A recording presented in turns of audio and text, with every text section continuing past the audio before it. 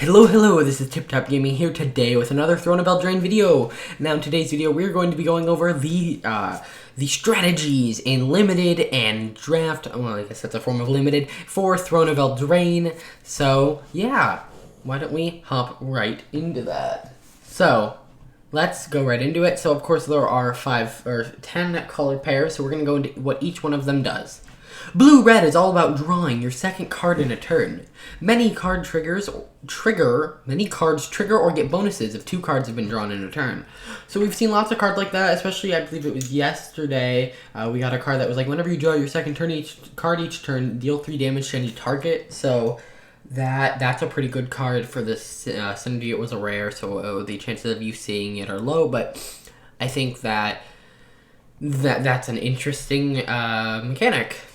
White-blue cares about artifacts and enchantments. We saw this with the Brawl deck. Of course, that had a little bit of black in there, but we also see it with a decent amount of artifacts and enchantments in the set. So, again, pretty basic. This video is going to be a shorter one.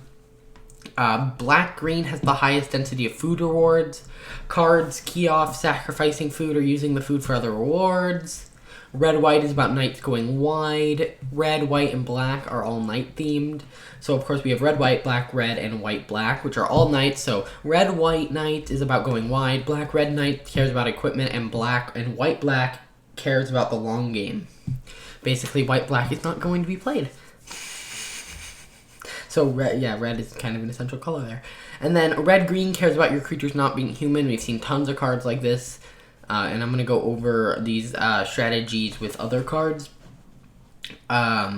Green, blue wants to ramp and use as much mana as possible. Food and adventures are natural mana sinks for green, blue to use. So that one feels like the least defined, really, I guess, besides the knights. But the knights, of course, they just made them into 3 2-color ones instead of 1 3-color ones. So green, blue seems the least defined. And then green, white is the adventure color pair. It has the highest density of adventures and rewards for adventuring. So they talk about cards that... Of course, then they follow up with like cards that serve multiple things. So, for instance, this thing helps you, of course, draw your second card each turn.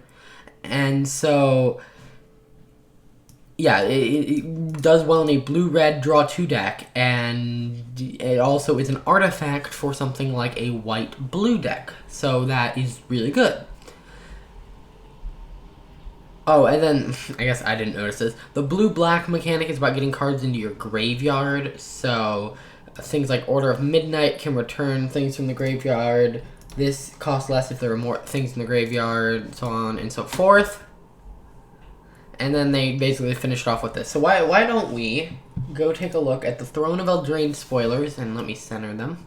And we're going to take a look to see what types of archetypes we can see in these cards. So we, of course, now as of the time of filming this, the entire set has not been released. However, when this is uploaded, it will have been released. I won't be able to make videos for the next week, so I have to pre-record all of these.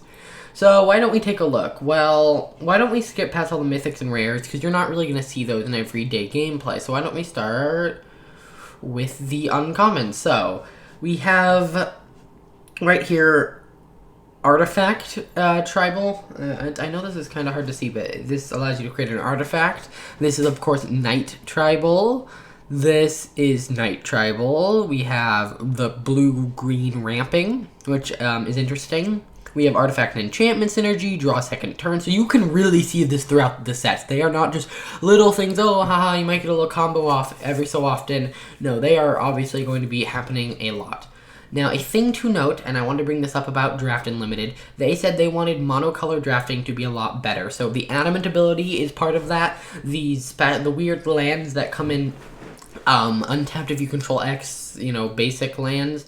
And then also there's this cycle of multicolor things that have those Ravnican colors, which is kind of weird because normally we only see these in Ravnican sets. But they have, I believe, it seems like there's going to be 5 of them.